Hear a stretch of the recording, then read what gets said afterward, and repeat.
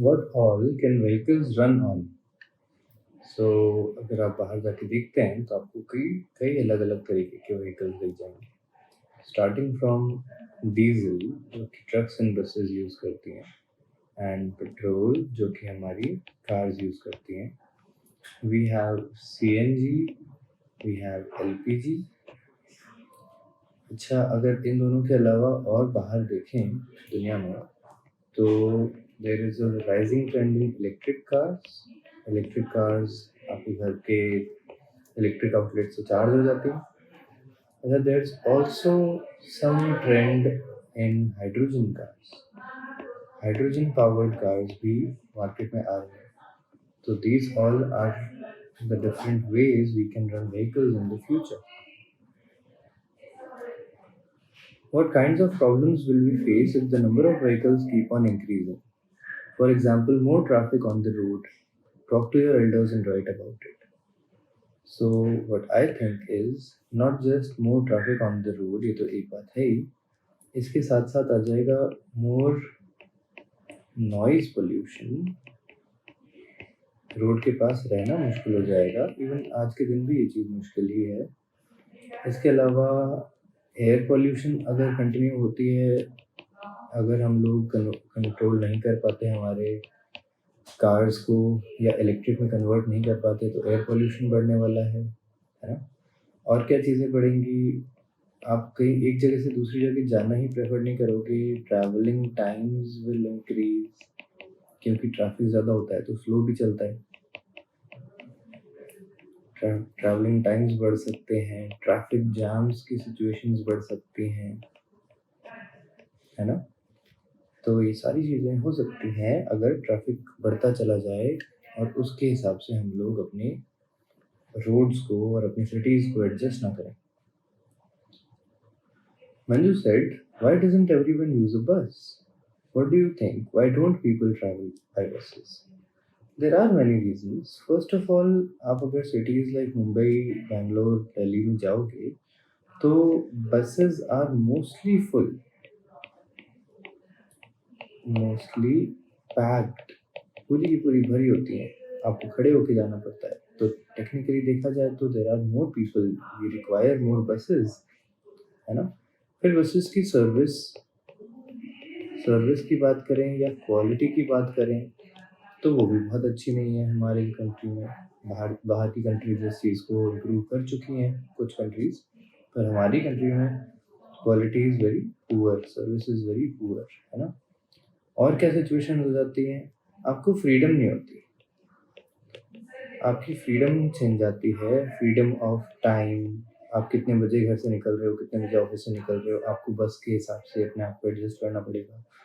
Freedom of location, आप कहाँ से आना चाहते हो, कहाँ जाना चाहते हो, आपको बस स्टैंड के हिसाब से अपनी लोकेशन चेंज करनी पड़ेगी, है ना? तो कुछ फ्रीडम्स भी कम होती हैं, बट ये सारे के सारे इसके नुकसान हुए। फ़ायदे देखें तो हमारा कॉस्ट सेविंग बहुत अच्छे से हो जाएगा, है ना? आपके पैसे बहुत बचेंगे। It's very cost saving, it's pollution saving, या इसको पोल्यूशन सेविंग की जगह हम इसको नेचर फ्रेंडली लिख सकते हैं। तो इट्स नेचर फ्रेंडली, राइट? तो अगर आप थोड़ा सा एडजस्ट कर पाओ तो this is obviously the best way to travel. Suggest some ways to deal with the problems arising out of the growing number of vehicles. Okay, तो अब जैसे हमने यहाँ 4 प्रॉब्लम्स लिखी थी, अब हमको इन 4 प्रॉब्लम्स के सॉल्यूशन सोचने हैं, है ना? तो चलिए काम करते हैं। मैं इन प्रॉब्लम्स को यहाँ पे नीचे लेके आने की कोशिश, नहीं नीचे तो नहीं आ पाएगा। चलिए मैं प्रॉब्लम्स के सॉल्यूशंस यहीं साइड में लिखना शुरू करता हूँ। इस इंफॉर्मेशन को साइड में ले आते हैं। So, what problems are we facing? First of all, more noise pollution. More noise pollution का solution ये नहीं है कि आप ट्रैफिक कम कर दो, ठीक है? Obviously, if there was broader roads तो थोड़ा सा ट्रैफिक का प्रॉब्लम कम हो जाएगा, है ना? बट उसके बाद हॉकिंग का जो मेंटालिटी है उसको कम करना ज़रूरी है। अवेयरनेस जगानी ज़रूरी है लोगों में, अवेयरनेस फॉर एंटी हॉन्किंग, है ना? आपको हॉर्न बजाने ही बंद करने होंगे। आपको सब लोगों को हॉर्न बजा के कोई जल्दी नहीं पहुंच जाएगा। ये चीज़ सब लोगों को अवेयर करानी होगी, ठीक है? चलिए, और क्या प्रॉब्लम आ सकती है? देखिए, एयर पोल्यूशन की प्रॉब्लम है तो आपको इलेक्ट्रिक व्हीकल्स को पुश करना ही पड़ेगा। इलेक्ट्रिक व्हीकल्स को पुश करने के लिए उनकी टेक्नोलॉजी बहुत ज़्यादा चेंज होगी, बहुत चीप होंगे, तभी वो हम अफोर्ड कर पाएंगे। तो इलेक्ट्रिक व्हीकल्स को चीपर बनाना और उसके लिए नई-नई टेक्नोलॉजी सोचना और उसकी प्रोडक्शन को ईज़ी करना, ये सब हम ह्यूमन्स को ही सॉल्व करनी पड़ेंगी प्रॉब्लम्स, है ना? अच्छा, और क्या प्रॉब्लम थी? जैसे हमने यहाँ पे लिखा ट्रैवलिंग टाइम्स इंक्रीज़ हो जाते हैं।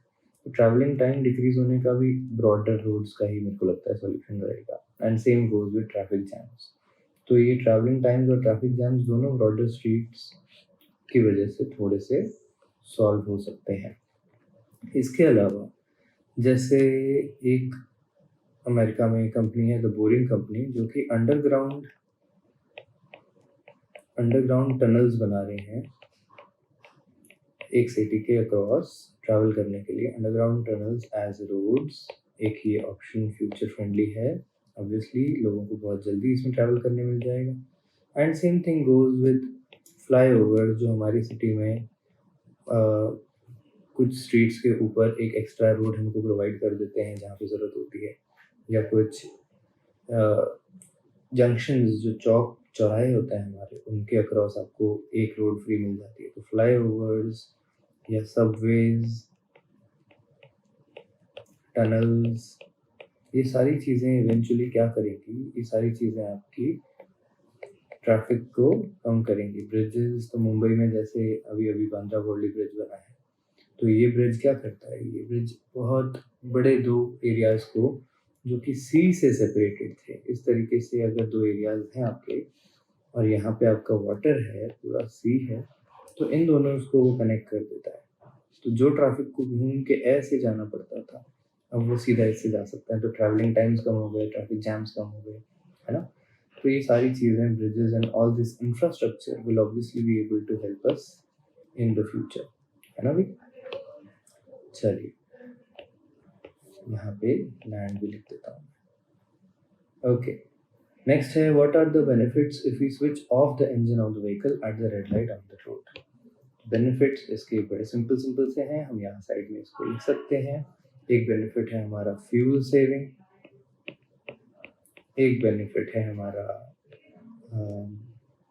पोल्यूशन सेविंग, ठीक है? अगेन इसको मैं नेचर फ्रेंडली लिखूँ तो ज़्यादा अच्छा लगेगा, नेचर फ्रेंडली, ठीक है?